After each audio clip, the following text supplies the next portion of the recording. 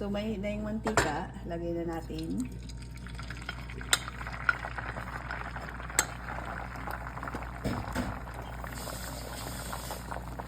Itong mantika, kunti lang Pag nakita mo ng ganyan, dahan-dahan mong iganyan siya. Ganyan. Para sa malambot na itlog, hindi sunog. Yan. Tapos, konti ulit, ganyanin mo ulit. Yan.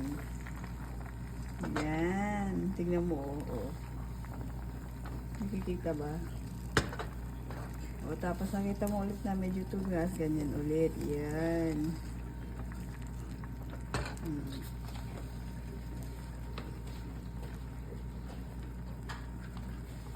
Para sa pagluto ng malambot na itlog, yan. Yan, malapit na yung maluto yan. Hindi mo yan patatagalin. Tapos, baliktarin mo lang ng konti. Yan. Tapos, luto na. Luto na yan. Tapos na. I-off mo na agad. Yan. Tapos, ilipat mo na agad sa plato.